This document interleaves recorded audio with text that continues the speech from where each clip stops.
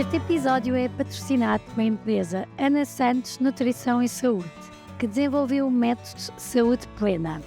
Este método é um sistema completo para reduzir o processo inflamatório, fundamentado em ciência e sempre ajustado à realidade de cada mulher. É conduzido por uma equipe de profissionais de saúde, coordenado pela Ana, garantem um serviço integrado de nutrição, estilo de vida, regulação emocional e transformação comportamental com impacto na saúde física e mental. Esta conversa foi gravada no Chef's Agency Studio, um espaço multidisciplinar em Belém, disponível para jantares, formações, workshops e eventos. Obrigada por se juntarem a nós neste projeto e permitirem que gravemos num espaço tão giro. Olá a todos, espero que estejam bem. Muito obrigada por continuarem desse lado. Hoje tenho uma convidada muito especial, a Ana Santos, de quem vocês já ouviram a publicidade no princípio e que de facto estamos aqui hoje a conversar porque a Ana tem um coração gigante e já há algum tempo que me ia dizendo: Ticas, eu quero patrocinar uma conversa porque me ajudam imenso e eu quero que tu continues este teu projeto. E passado um tempo mandou uma mensagem a dizer: consegui e vou patrocinar, à qual eu respondi a agradecer, mas a fazer um convite também para ser a Ana a voltar a sentar-se aqui comigo, porque já conversámos, mas em 3 anos muita coisa se passou. E de facto a Ana é aqui assim um poço de sabedoria, não só por tudo o que estudou e investigou na área da saúde, da biologia, da nutrição, de tanta coisa que eu vou passar para o teu lado, Ana, mas também porque na primeira pessoa também já sofreu muitas coisas e isso foi o mote para, através da alimentação e não só, procurar conseguir ter um equilíbrio emocional, mental e físico. E por isso esta conversa vai tocar em muita coisa: depressões, doenças autoimunes, lúpus, privação de sono quando se tem 3 filhos em 5, 6 anos e muito, muito mais. Uma família também que não tem televisão em casa e por isso fiquem desse lado. Ouçam e depois, se quiserem, também vai haver aqui um mimo que podem ler na descrição do podcast que a Ana vos vai oferecer a todos. Obrigada, Ana. Obrigada, Ticas. Por tudo, acima de tudo também pela generosidade em quereres fazer parte deste projeto e também por teres aceito este desafio de seres tu a convidada, porque acredito mesmo que esta tua partilha, este testemunho, vai ser muito útil para quem nos ouvir. Obrigada, espero que sim. Antes de mais, muito obrigada, acima de tudo, muitos parabéns por este percurso que tens feito, que é extraordinário e eu sinto mesmo que a mim me ajuda muito em muitos momentos, ajuda-me acima de tudo a relativizar e a pôr-me no sítio certo, porque às vezes é preciso nós pormos no sítio certo quando somos crescidos e há muitos episódios que são assim uma wake-up call, dizer: esquece, não tens problema nenhum. Deixa de dramas, não é? Mas a dor não tem medida, não é? Eu lembro-me muito disso também. Sim, e é verdade. E não há uma dor maior que a outra, não é? E nós temos tudo uma percepção única. Então, até chegarmos às tuas dores, porque também as tiveste e vais fazendo para as superar, como é que foi a tua infância, Ana? Foi ótima. Eu acho que foi uma infância absolutamente normal. Numa família normal, convencional, com acesso àquilo que eu hoje valorizo muito enquanto mãe, com acesso a uma ótima educação, com acesso a uma família estruturada, com os valores no sítio certo. Por isso sou uma privilegiada nesse sentido. Acho que isso é ótimo. Sempre a saberes aquilo que querias ser? Hein? Sempre a saber aquilo que queria ser. Não que queria ser nutricionista, isso foi uma segunda etapa, mas sempre a saber que queria ser bióloga, porque na escola primária eu adorava estudo do meio e depois no ciclo eu sabia que queria saber o que as minhas professoras de ciências sabiam, mas não queria ser professora. Pronto, então eu queria a parte boa do conhecimento, mas achava que ser professora era um caminho pesado e por isso eu sempre soube que não queria, mas queria a parte do conhecimento da ciência e realmente fui para a Biologia e é o meu curso. Ainda hoje, quando me perguntam, muitas vezes eu sou bióloga, porque é isso que eu sinto verdadeiramente. E sou bióloga, obviamente sou nutricionista agora também, mas a base está lá. E sem este background de Biologia, eu não seria a nutricionista que sou hoje, sem dúvida. E com doutoramento? Sim, eu fiz toda uma carreira na área da Biologia. Portanto, eu licenciei-me em Biologia, trabalhei e trabalho como bióloga há muitos anos. Alguns, também não sou assim tão, né? Isto agora Somos de nove. Agora sou mal. Pronto, alguns. E depois doutorei-me em Patologia Genética e foi nessa altura que eu tive o primeiro contacto com o processo inflamatório, porque é que a pessoa inflama.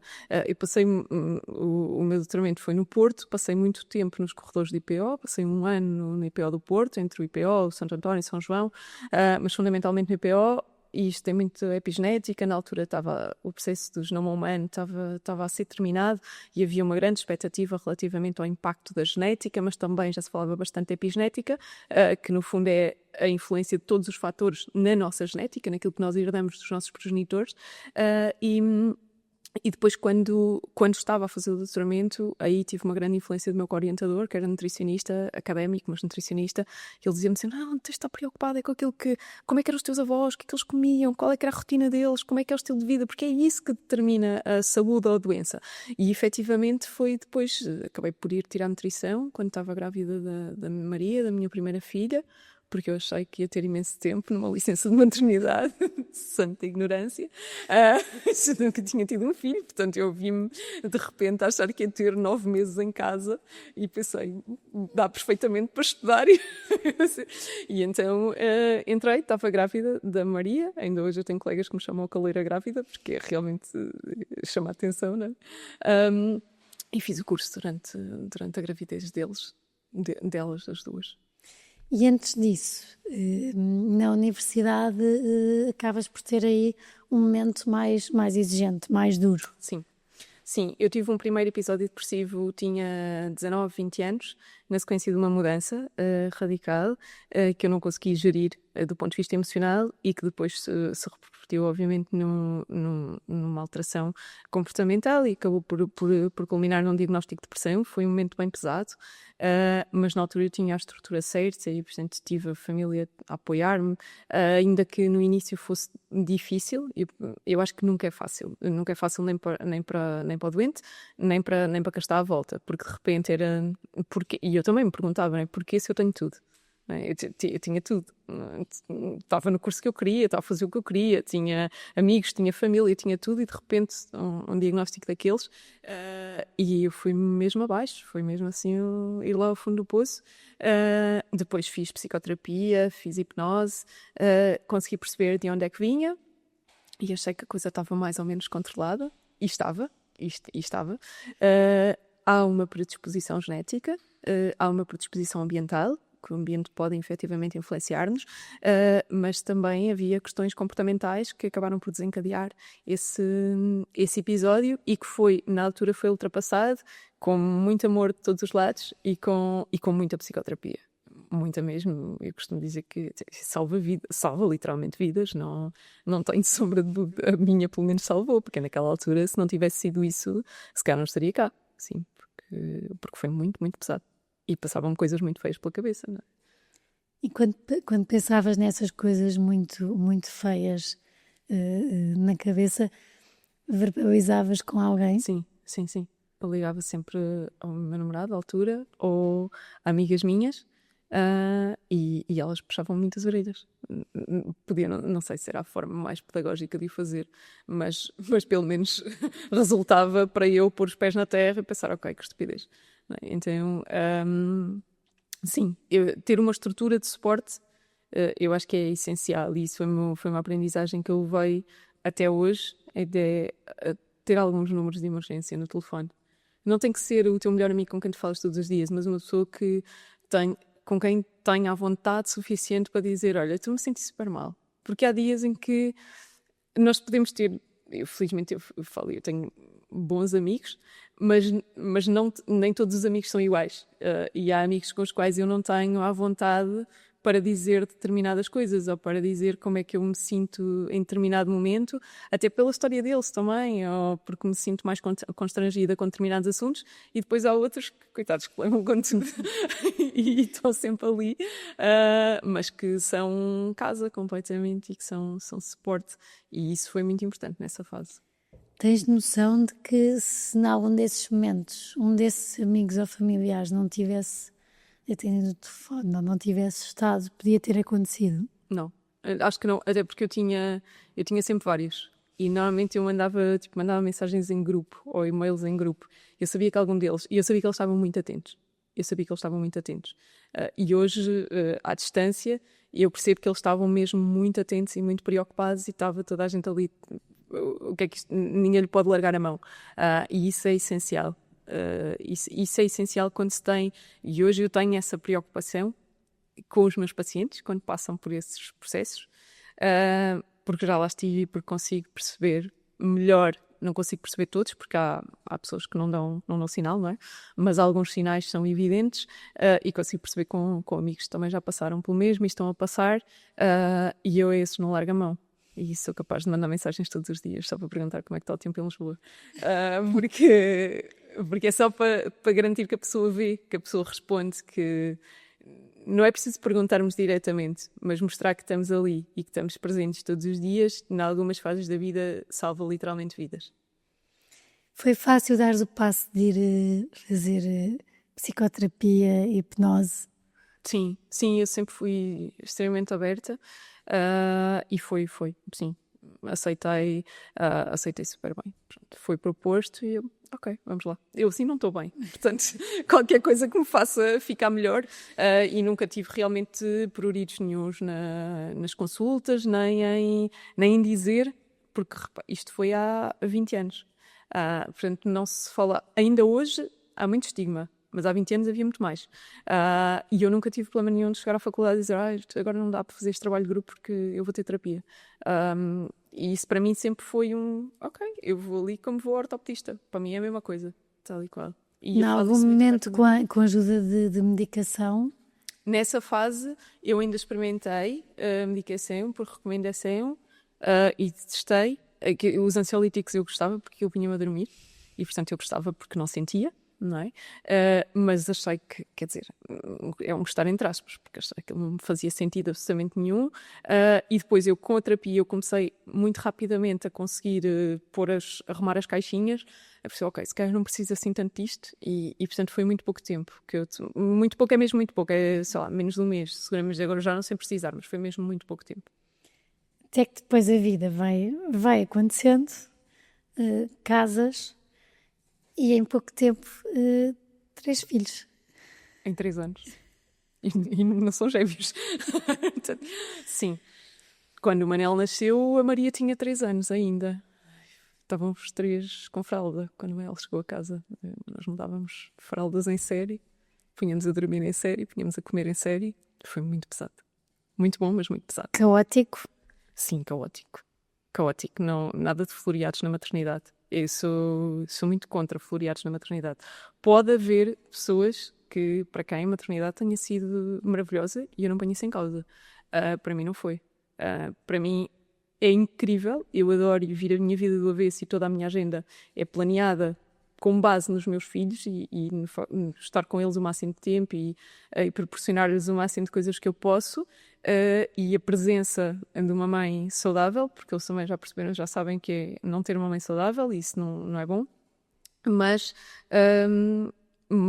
não foi espetacular sempre. O pós-parto é um período das trevas em que socialmente eu não podia dizer isso, porque se tu estás tão bem? Recuperaste logo o peso, o que é que tu queres? Podia estar com mais 30 quilos desde que a minha cabeça estivesse no sítio, não estava. O processo de pós-parto de todos eles foi pesado. O processo de pós-parto da Maria foi muito duro, da primeira, porque eu não fazia ideia que era ter um filho. Eu acho que ninguém nos prepara. Ninguém nos prepara porque é ter um filho. E eu não tinha pessoas, quer dizer, tinha amigos com filhos, mas uma coisa é eu ir lá vê-los à sexta-feira, quando vamos fazer um jantar. Outra coisa é estar lá todas as noites e todos os dias. E foi uma reviravolta gigante na nossa vida como família, como casal, e ninguém nos prepara para isso. A minha vida mudou radicalmente. Dão-nos os livros todos para como é que os vamos fazer dormir. Completamente. Os baby showers com tudo, mas ninguém nos diz prepara-te porque há muita coisa que vai mudar. Sim, completamente. E mudou tudo. Eu tinha uma vida, eu vivia em Lisboa, entretanto mudámos para estarmos mais próximo da família, com consciência, mas era uma mudança. O meu trabalho, que me fazia estar a viajar durante uma semana inteira, que eu adorava, de repente era estar a mudar fraldas dia e noite. O meu marido volta à rotina e eu continuo com a criança. E tudo isso foi dificílimo de gerir para mim. Foi dificílimo. Hoje eu vejo porquê, porque de repente toda a vida se transforma. Nunca mais nada volta a ser igual. Isso não significa que não seja bom, atenção. E que eu hoje estou super realizada com a família que tenho e gosto imenso, mas não é o mar de rosas que se diz. É um choque que temos que nos ir adaptando. Sim. A muitas coisas. Sim. E disseste aí que os meus filhos já sabem o que é não ter uma mãe saudável. Sim. Porquê? Porque eu depois fiz uma depressão pós-parto na segunda gravidez, portanto, da Carminho, que eu só soube que era uma depressão pós-parto muito mais tarde, e desenvolvi uma doença autoimune no caminho. Portanto, entre a Carminho, que é a segunda, e o Manel, que é o terceiro, isto foi tudo muito rápido, foi em 3 anos, 3 anos e meio, eu desenvolvi uma doença autoimune, sem grandes sintomas. Começaram a aparecer umas manchas na pele, umas borbulhas que não passavam, e eu fui a 2 ou 3 dermatologistas que nenhum conseguia dar um diagnóstico. Aquilo para mim era meramente estético, honestamente, mas era uma coisa que estava ali há 1 ano e eu achava estranho. Eu nunca tinha tido grande acne, mesmo durante a adolescência nem nada, portanto aquilo para mim era estranho. E eles nenhum valorizou muito. Eu disse, isso não é uma neoplasia, portanto não se preocupe. Ok, mas o que é? Que de repente aparecem 3 ou 4 borbulhas, fica uma mancha, de vez em quando pica. Mas tem sempre comichão. Não tenho sempre comichão, mas pica, incomoda. Era mesmo umas picadas, aquilo parecia uma picada de agulha. E eram os únicos sintomas aparentemente eram os únicos sintomas que eu tinha. Depois, com a gravidez do Manel, as coisas começaram a agudizar-se e eu tive uma gravidez muito difícil da terceira gravidez. Todas as outras foram ótimas, eu tive sempre com muita mobilidade, treinei até ao fim, fazia tudo e mais alguma coisa. E do Manel havia dias em que eu estava completamente letárgica, em que eu não me conseguia levantar do sofá, em que eu via as miúdas, aquilo tudo pantanas lá em casa, porque eram 2 bebés ao final do dia e eu não conseguia reagir e era terrível, pronto. E aquilo depois eu percebi mais tarde que era um mix entre a doença que estava a manifestar, a depressão que não estava a ser tratada, que eu não me apercebi, que ninguém se apercebeu, e portanto foi um processo, porque eu estava muito exausta. O que eu sentia, o sintoma que para mim era mais evidente era a exaustão. Depois de correr esses 2, 3 dermatologistas no ano, a terceira disse-me, eu acho que isso é uma doença autoimune. E a forma como me disse foi super pesada. Pronto, ainda hoje eu acho que não é forma de se dizer a ninguém, porque eu estava num gabinete médico. Ele foi incrível, atenção, eu acho que o diagnóstico médico para mim foi muito importante porque deu-me caminho para eu procurar depois ajuda e encontrar as minhas próprias ferramentas para sair daquele lugar, mas não é forma de se dizer, foi muito pesado. Porque eu sabia o que é que ela me estava a dizer. Provavelmente se ela dissesse isso a uma pessoa que não tinha formação na área da saúde, era um bocadinho indiferente. Eu sabia o que é que ele representava e ela sabia que eu sabia.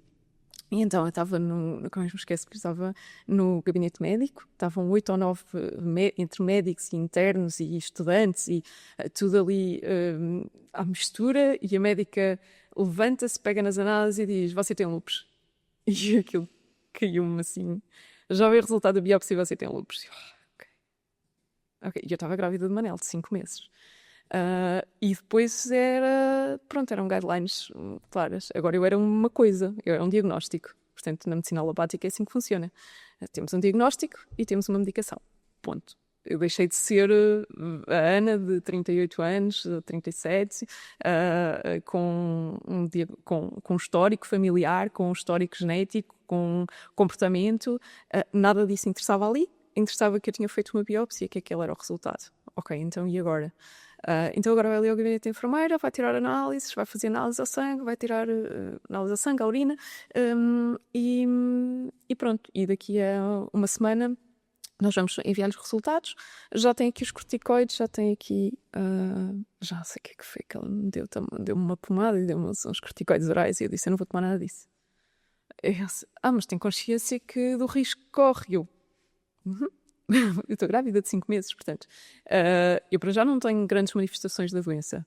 Ok, tenho exaustão, tenho as dores articulares, mas eu consigo lidar com isso. Portanto, vamos ver como é que está o resultado da análise. E eu tenho a noção que eu tive uma grande clareza mental nessa hora, e não sei muito bem como, porque eu estava sozinha, porque supostamente eu ia só para saber o resultado da biópsia, portanto nada indicaria que fosse uma autoimune. E portanto eu estava ali sozinha, ele veio aquele balde de água fria, grávida, eu lembro da roupa que levava, lembro de tudo, e a médica disse, posso tirar umas fotografias para escrever um paper? E eu, pode. Tive lá as fotografias. Nada contra, sou uma pessoa de ciência e, portanto, acimo de tudo para que se possa divulgar o mais possível.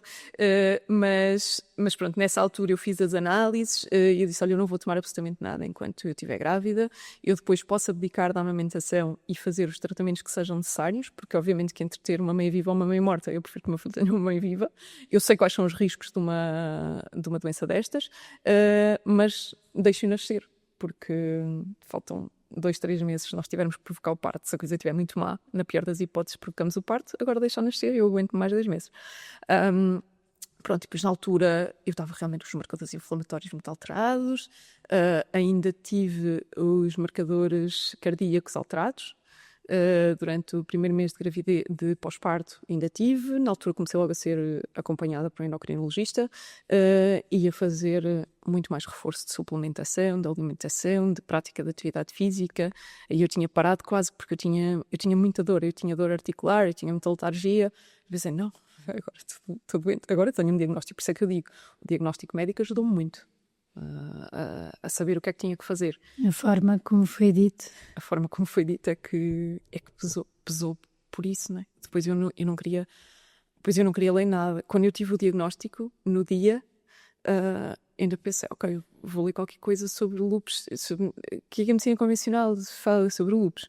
E eu recordo-me perfeitamente, tinha saído um artigo nessa semana, na semana anterior, fui pôr mais recente, não sei o que, lá nas bases de dados, e tinha saído um artigo de revisão que dizia a esperança média de vida de um doente com lúpus são 15 anos.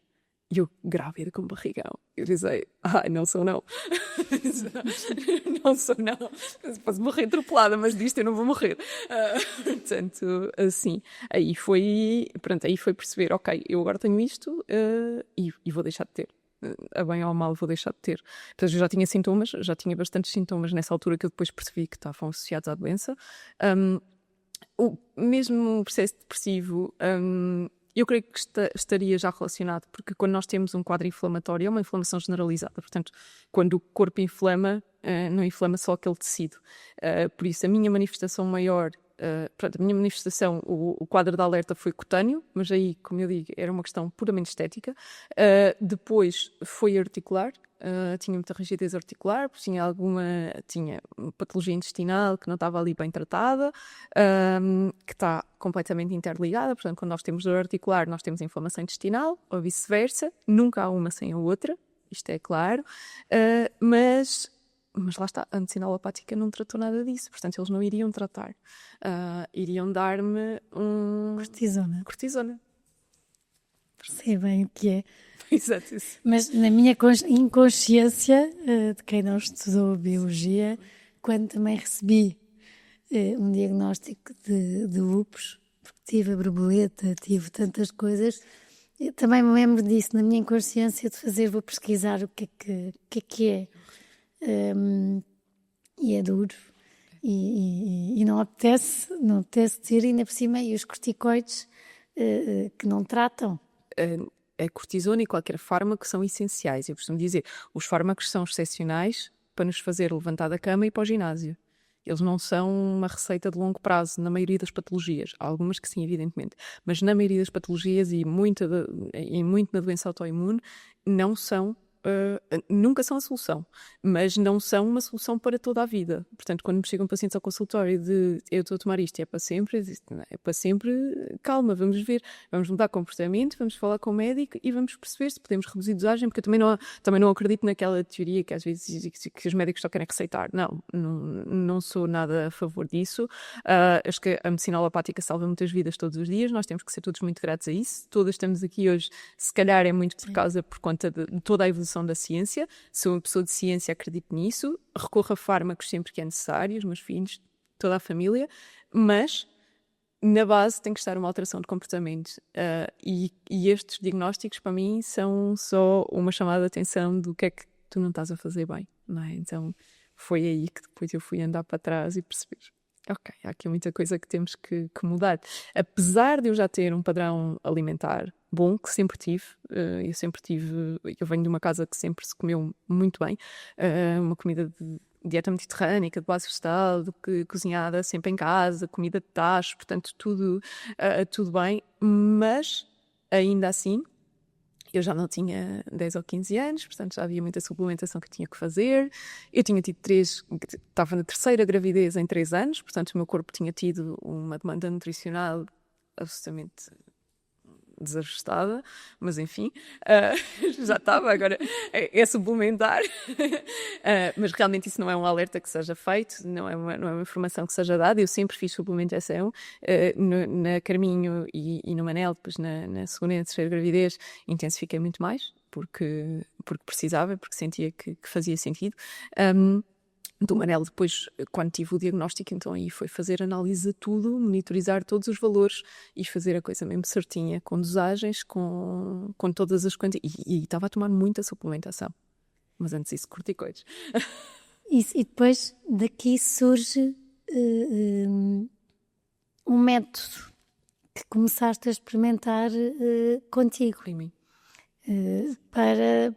Ou seja, e reforçar aqui que sempre que tens que tomar medicação, tomas, mas este método é uma maneira de desinflamar, contribuir para desinflamar o organismo, porque, e vais tu dizer muito melhor, mas qualquer organismo que esteja inflamado tem consequências.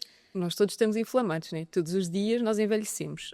O envelhecimento não é mais que um processo de acidificação, de inflamação do próprio organismo. Portanto, cabe-nos a nós ir alterando comportamentos quanto mais velhos ficamos, e na mulher principalmente a partir dos 25, 30, para reverter o processo de envelhecimento. E aqui, quando falamos de reverter o processo de envelhecimento, de repente soa que queremos ter 20 anos aos 40. Não é isso.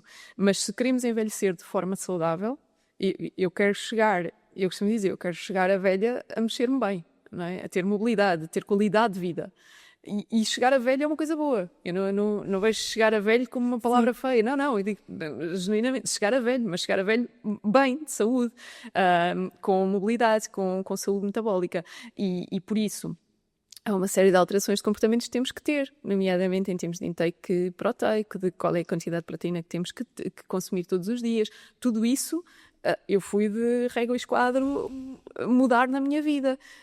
E pronto, como eu disse, eu já tinha um padrão alimentar bom, eu já estava a suplementar, mas eu não tinha tido a chamada de atenção de, não, o que estás a fazer, por melhor que seja, não é suficiente, porque às vezes de repente parece que somos aparentemente saudáveis, não somos. Para as necessidades que eu estava a ter naquele momento, estava muito aquém daquilo que eu precisava de fazer por mim. E por isso, depois aquilo que eu fiz foi uma dieta mediterrânica de base vegetal, seja tudo aquilo que nós temos aqui, comida de época, alimentos de época, frutos secos, gorduras boas, azeite, óleo de coco, os frutos secos, as comidas o mais variada possível em termos de cor, fruta, legumes todos os dias, carne, peixe de boa qualidade, ajustada às minhas necessidades naquela fase, porque uma mulher na gravidez precisa de mais proteína a determinadas horas ou de mais gordura a determinadas horas do que depois num pós-parto. Num pós-parto vai precisar eventualmente de mais arroz, mais batata, mais fontes de hidratos de carbono, mais cereais integrais. outro tipo de vegetais, muitas ervas aromáticas. Usei e abusei das ervas aromáticas, todas e mais algumas, porque elas têm um potencial anti-inflamatório muitíssimo grande. E depois, muita suplementação, e muito. Houve alturas em que eu estava a tomar 26 comprimidos por dia, e era imenso. Depois aprendi a fazer manipulados, e portanto passei a tomar menos, porque eu tinha que comprar as dosagens todas, e as marcas têm dosagens pequenas, e uma pessoa quando tem doença autoimune numa fase ativa, precisa de muita quantidade. Cheguei a tomar 3.000 miligramas de magnésio por dia, e assim eu sentia-me bem. Se eu reduzisse a dose, eu sentia uma exaustão imensa. Isso significava que eu tinha que tomar muitas cápsulas por dia. Isso é a melhor estratégia? Não. Mas por isso eu fui estudar e fui aprender a fazer manipulados. E os manipulados não são mais do que nós mandamos para uma farmácia de manipulação, em que eles manuseiam um comprimido à nossa medida. E isso é o que eu faço hoje em dia com muitos pacientes, não com todos, mas com muitos fazemos, quando há essa necessidade de, ok, neste mês ou nestes 3 meses, o paciente vai precisar destas X unidades de magnésio, selênio, zinco, o que seja. Fazemos os comprimidos à medida, a pessoa toma e reavaliamos. E isso porque há muito hoje em dia, vemos sempre suplementação, sim ou não, porque nós não conseguimos ir buscar já as quantidades de nutrientes aos alimentos. Porque nós não conseguimos, porque a maioria dos alimentos são de produção intensiva. Portanto, mesmo que nós compremos biológico ou tenhamos o nosso próprio cultivo em casa, que é uma minoria, mas mesmo que compremos biológico, são produções mais de intensivo. Os solos estão muito gastos, não temos rotação de culturas, não temos aquilo que a biologia me deu, né? Que é um ecossistema completo de as galinhas vão estar junto com a horta, que vai estrumar e que depois vai adubar aqueles alimentos para nós conseguirmos comer. Isso não existe na maioria das situações. E depois, mais do que isso, durante o processo de envelhecimento, nós vamos inflamando, o nosso intestino vai começar a ficar mais permeável e eu não vou conseguir absorver a mesma quantidade de alimentos aos 40 anos com diagnóstico de doença autoimune, ou aos 20. Por isso, sim, com a idade, nós precisamos de suplementar devidamente. Se nós queremos chegar bem a velhos, nós temos que suplementar devidamente alguns oligoelementos, alguns minerais, e suplementar com hormonas também. Portanto, fazer uma boa reposição hormonal é essencial para conseguirmos realmente dar o estímulo certo à célula para ela conseguir reverter a doença. Porque, no fundo, uma célula envelhecida é uma célula que já não consegue responder e ter os mecanismos biológicos para nos proteger da doença. E como é que é este método, para quem está a ouvir, que aplicaste em ti? Sim, assim, tem 4 pilares, sim, com sucesso, porque eu consegui a remissão do lúpus. Em bom rigor, nós temos que esperar 6 meses para dizer que conseguimos a remissão, mas as minhas primeiras análises sem doença, entre aspas, foi ao fim de 4 meses do Manel ter nascido. E toda a gente me assustava, o endócrino, a dermatologista, cuidado, porque agora a doença vai galopar quando o bebê nascer. E eu no primeiro mês assustei-me, porque eu pus o pé no chão a primeira vez e eu com privação de sono, porque o sono é um dos pilares do método, já vamos falar dele, mas eu pus o pé no chão, eu tinha uma rigidez, tinha uma dor que irradiava pela perna acima e o Manel chorava no berço e eu não conseguia correr. E isso é duro, porque era o meu filho que estava a chorar e eu não conseguia ir lá com a velocidade que eu ia às irmãs. Eu conseguia ir, sempre consegui mexer bem, pronto, mas eu tinha dor. Portanto, eu tinha que começar a andar para... Portanto, depois eu percebi que havia 4 pilares que eu tinha que trabalhar. O sono, que sabe Deus, não é? Com 3 crianças não há milagres, mas o método em si, ele assenta na qualidade do sono, na qualidade e na quantidade do sono, numa alimentação uma dieta mediterrânica de base vegetal, uma alimentação anti-inflamatória, numa gestão emocional e na prática de atividade física. E, portanto, nós temos uma equipa multidisciplinar que faz esse suporte. Eu faço na parte da nutrição e com mais uma equipa de nutricionistas, damos esse suporte todo na parte da nutrição, mas depois temos profissionais das diversas áreas que dão esse suporte também na parte da gestão emocional. É uma parte que é feita também um bocadinho por mim, quando há pacientes que precisam mais de meditação, porque eu tenho formação em meditação também, e faço isso de forma muito cirúrgica, porque eu não tenho tempo para fazer isso, por mim que eu adoro, e sempre que eu tenho oportunidade em retiros ou em mais noutros formatos faço, mas no dia-a-dia não consigo chegar a tudo, nem quero, portanto tenho os meus limites e isso é muito importante, isso é uma coisa que também aprendi a gerir muito bem. mas assenta nesses 4 pilares, portanto, no fundo é uma reeducação de estilo de vida, que é muito isso que falta hoje em dia, que era o que me faltava a mim e o que eu vejo que falta muito aos pacientes, que é, teoricamente a pessoa sabe o que é que tem que fazer, mas depois não consegue ter estrutura, porque hoje as necessidades da mulher são muito, muito intensas. Estamos a ter inúmeras solicitações e é como se não pudéssemos falhar a nada, porque senão não és boa mãe, mas senão não és boa profissional, mas senão não és boa esposa, mas senão não és boa amiga, mas senão... E então de repente não somos boas em nada nem para nós, e era isso que estava a acontecer comigo, e portanto termos este acompanhamento, depois temos esse acompanhamento diário pela equipa, quando está sempre ali um nutricionista a chamar a atenção e a puxar as orelhas. O objetivo é esse, é que nós consigamos reequilibrar as nossas células para que elas fiquem com mais vitalidade, para que elas fiquem realmente parecidas àquilo que era quando tinham 20 anos. E que não passaram, obviamente, por tantos eventos estressores como passaram agora. O difícil, e aqui como paciente, a levar nas orelhas, mas o mais difícil, imagina, de pessoas como eu, é o manter, é tornar-se rotina. Como é que isto de repente se torna rotina? Já foi durante uns meses e de repente há uma semana de férias, há qualquer coisa e... Por isso é que o acompanhamento agora é diferente de quando tu fizeste. Quando tu fizeste, eu tinha um acompanhamento individual, era só eu na altura, e portanto as consultas eram isoladas no tempo, eram individuais, fizemos várias ao longo do tempo, mas hoje em dia as consultas são quinzenais. O mínimo que nós temos é um acompanhamento de 3 meses. Portanto, nós não fazemos consultas isoladas porque não resultam, porque é uma perda de tempo e de dinheiro para o paciente. Ou seja, o paciente vai estar a gastar dinheiro e não tem resultado. Porque não tem resultado é isso, não tem resultado no longo prazo. Nós precisamos de 3 a 6 meses para começar a ganhar alguma consistência nos hábitos. E para ter uma série de eventos na nossa vida, de hoje tenho um casamento, amanhã tenho um fim de semana de amigos, depois eu tenho umas férias, e isso acontece espaçado no tempo. E hoje eu consigo ter uma equipa constituída e nós damos esse acompanhamento. Temos uma comunidade do WhatsApp que todos os dias de manhã está lá, volta, pequeno almoço, já fui treinar, e vocês? Pronto, e há muito essa pressão, nem toda a gente participa, obviamente, mas há muito essa pressão e às vezes eu tenho pessoas na consulta que dizem, eu envergonho-me, mas eu vejo e depois sinto-me obrigada. Mas que ao mesmo tempo é isso, é o compromisso, não é? Sim. Sim. E hoje em dia que é quase que se tirarmos a fotografia já valeu. Exato. Sim. Tenho de ir porque senão não vou pôr a fotografia no grupo, estou a fazer a geneira. Isso ajuda muito as comunidades com um propósito. Ajuda, sem dúvida. Eu no início, quando criei, não tinha consciência, honestamente, do impacto positivo que tinha no acompanhamento. Eu tenho pessoas que começaram o acompanhamento já há 13, 14 meses e que continuam consistentemente a enviar informação para a comunidade, que já saíram no programa, já levantaram voo e é isso que eu quero, mas que continuam a dizer, fui treinar às 6, olha, fui treinar às 7, olha, consegui fazer não sei o quê. Ou então dúvidas de rótulos, dúvidas de isto é um alimento bom. Isso é ótimo. E aqui como é que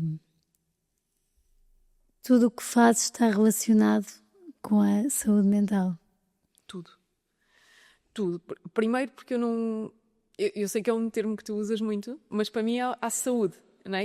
Mas eu percebo o Não, intuito. concordo perfeitamente, tem que separar porque as pessoas não valorizam a saúde mental, mas exatamente. A saúde mental é saúde. Exatamente. E a questão é que grande parte dos pacientes que me chegam à consulta têm problemas de saúde mental. Têm um problema de saúde, mas que é um problema de saúde mental que depois tem uma manifestação física. E chegam porque têm uma doença autoimune, mas a doença autoimune, hoje nós sabemos que a teoria que para mim é mais válida, eu estudei muito isso, como deves imaginar, na altura em que tive o diagnóstico, é que a doença autoimune ela é causada por um trauma. Nós podemos ter consciência dele ou não. Eu, no meu caso, eu posso dizer que eu não tenho consciência de qual é que foi o processo traumático que desencadeou, mas acredito nisso porque tenho todas as manifestações em termos de sintomatologia física de alguém que teve realmente um processo traumático. E eu não consigo identificar o momento ou os episódios, mas efetivamente é esse o sintoma que eu tenho. E é isso que eu vejo nos meus pacientes. Nós não conseguimos ter realmente, como eu não consegui, a maioria dos meus pacientes não conseguem, eu não conseguia ter uma boa saúde integral se eu não conseguisse ter uma boa saúde mental. Porque se eu tiver um processo de inflamação intestinal, e o intestino é sempre a minha fragilidade, sempre, eu tenho que me portar muito bem, porque senão ele vai vai dar sinal. E isso é um sinal de alerta, claro. Ou seja, um intestino que está potencialmente mais permeável, ou que tem se eu acordo mais com barriga mais inchada, se eu acordo ou se eu tenho uma digestão mais difícil. Houve momentos, antes de nós tirarmos umas super férias em família, houve uma altura em que eu já não conseguia comer carne ao jantar, porque eu estava tão inflamada que eu não conseguia produzir. Provavelmente eu não estava a produzir enzimas suficientes para conseguir digerir proteína à noite, que é uma coisa relativamente comum para quem está sob um efeito de stress muito, muito elevado. Então é preciso regular o eixo intestino-cérebro, portanto eu precisei de regular o meu processo inflamatório intestinal para conseguir depois ter uma boa saúde mental. E isso não é uma coisa de eu fiz e agora posso me deitar à sombra. Isso é para o resto da vida. Mas para toda a gente, não é só para mim que tive um episódio depressivo ou que tive um quadro de autoimunidade. Nós não podemos deitar-nos à sombra, nunca, em relação à saúde.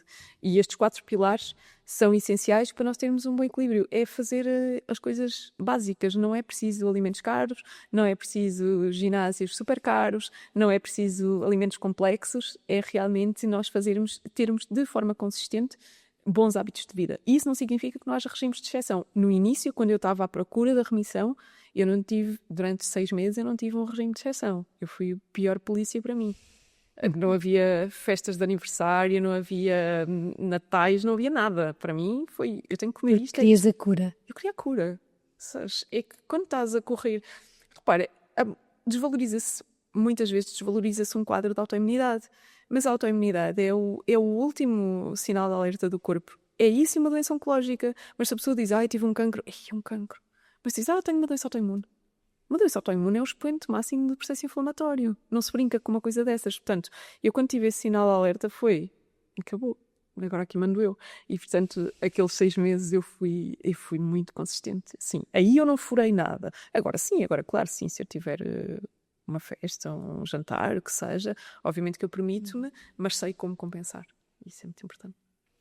E há bocado, também porque o tempo voa, falaste aí de uma mega viagem que fizeram, porque gostas muito, e como eu disse, acho que gostava muito de falar contigo sobre este aspecto de promoves muito o estar mesmo com os vossos 3 filhos, e essa mega viagem foi sem marcações, sem idas a museus, sem programas definidos. Vocês foram estando na natureza e consoante aquilo que iam fazer.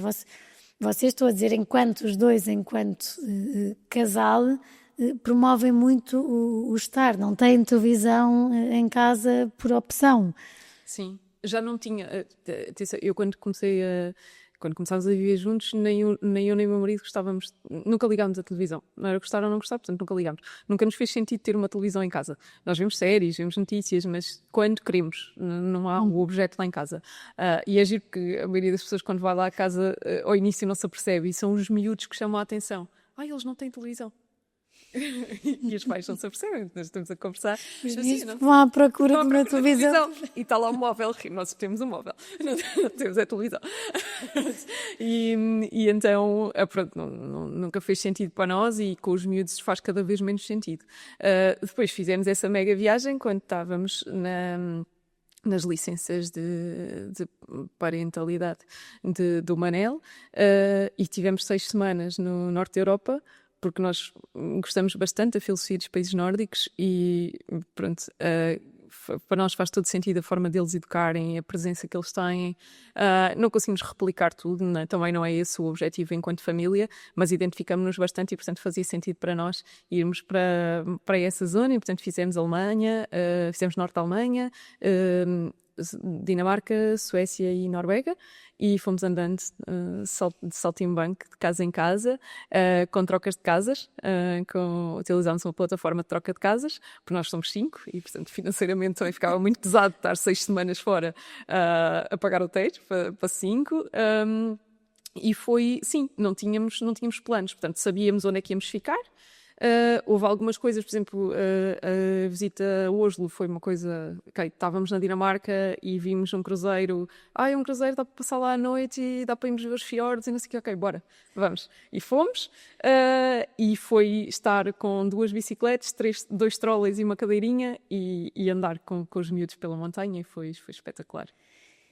Mas também houve umas férias em que no hotel havia televisão. E o que é que aconteceu no último dia? Que experiência.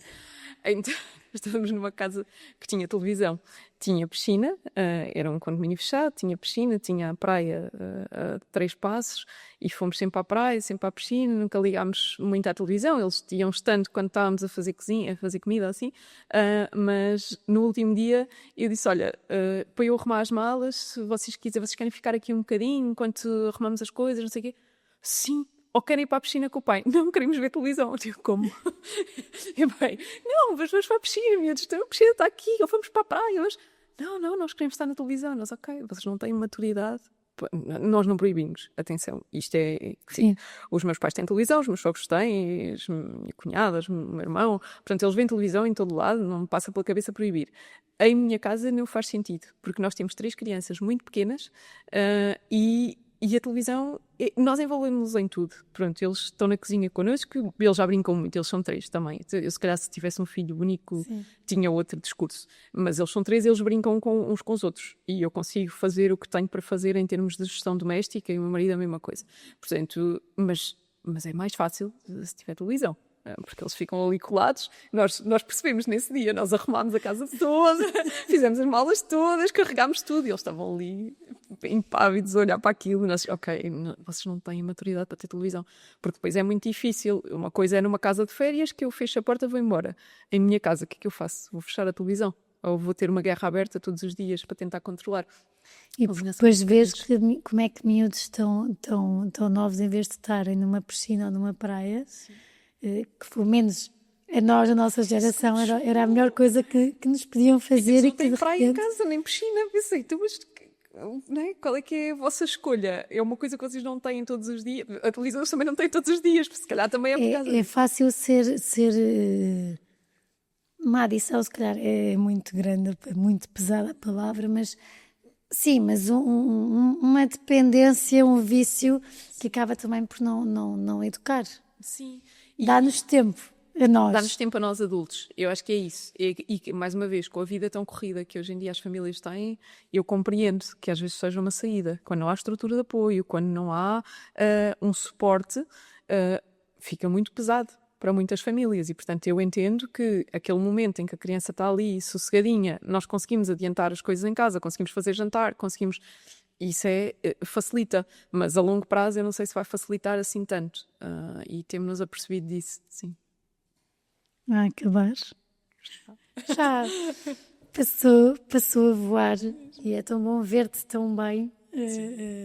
Mesmo. Estás bonita, estás com ar saudável e um olhar brilhante. De quem está bem com a vida. Depois de tanto, porque isto tem o seu peso, tu és muito leve na forma como falas e como passas as coisas, mas foram momentos pesados e exigentes. Vamos às 3 perguntas finais. Qual é que foi um dos dias mais pesados que tiveste até hoje? Esses dias Quando agora tive o diagnóstico da depressão pós-parto, foram dias muito pesados. Em termos familiares, em termos pessoais, foram dias muito, muito duros. Porque foi um desmoronar de tudo e um sentir que, ok, voltei lá. Não é? Eu achei que já tinha aprendido a lição e não. Então, o que é que eu tenho que fazer para não voltar? Não é uma questão de eu não quero lá voltar porque eu sou profissional de saúde. Não é nada disso. Eu não quero lá voltar porque eu sou pessoa e, portanto, aquilo é um lugar do lodo. Eu acho que ninguém quer voltar àquele buraco, não é? Portanto, eu não queria por causa disso. Eu nunca o escondi. Não escondi tanto no público, mas realmente é um lugar duro, sim. E que só quem lá está é que percebe que é muito negro. E um dos dias mais leves? Ai, são imensos, com os miúdos são quase todos. Mas, sei lá, nessas férias grandes tivemos dias muito leves de andar a passear com eles por campos, de levar mochila com comida e não sabíamos bem quando é que íamos voltar, nem por onde caminhos é que íamos fazer, só floresta, só natureza. O nascimento deles também o dia do nascimento em si, depois quando eles vão para casa é outra história, mas o dia do nascimento em si é bastante leve, até porque as minhas gravidezes são muito prolongadas, eles gostam de estar cá dentro e eu já estou muito cansada, portanto no dia em que chega, que eles finalmente querem sair, é um dia muito leve. A vida tem graça, Ana. Ai sim, muita graça, sim. Obrigada, mesmo. Muito obrigada. Obrigada por estarem desse lado. De facto, a vida tem muita graça e a Ana dá muita graça a todos os que se cruzam com ela, porque de facto, quando nós tivemos a primeira conversa, não quero errar o ano, mas foram lá 3 anos. 3 anos e continuámos a conversar, continuámos não só durante o tempo em que me seguiu, em que em off nós estávamos a conversar e 3 anos parece que éramos umas miúdas.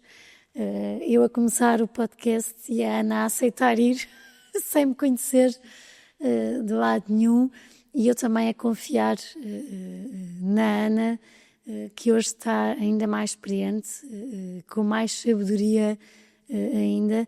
Eu acho que é isso que eu gosto muito na Ana, é a procura do saber.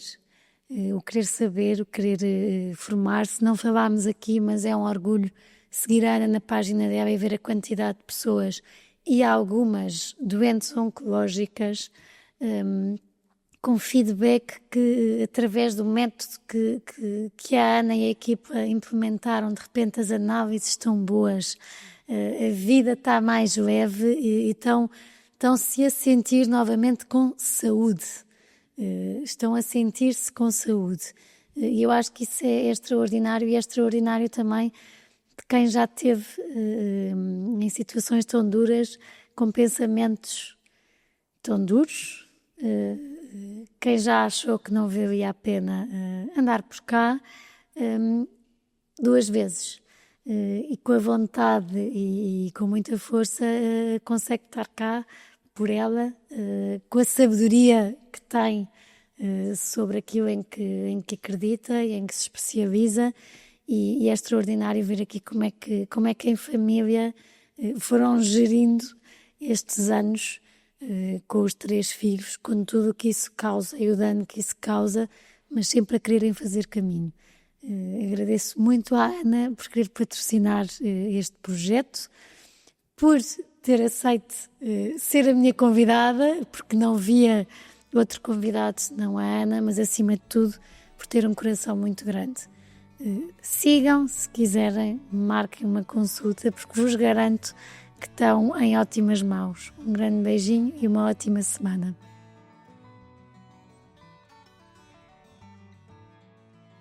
Obrigada por terem estado connosco até aqui. Para terem acesso a conteúdos exclusivos do podcast Páginas com Graça, como quem serão os convidados e saberem com antecedência, poderem fazer-lhes perguntas, terem acesso a conteúdos extra que vamos conversar e que vamos falar aqui. Poderão ser patronos, a descrição está no perfil, como poderão e como poderão sê-lo, e será sem dúvida uma mais-valia e um grande apoio para este projeto que eu acredito e que acho que os meus convidados também gostam, e que irá contar muitas histórias, e que, claro, que se tiver a vossa ajuda e o vosso apoio, poderemos continuar a conversar mais e a deixar capítulos e livros contados.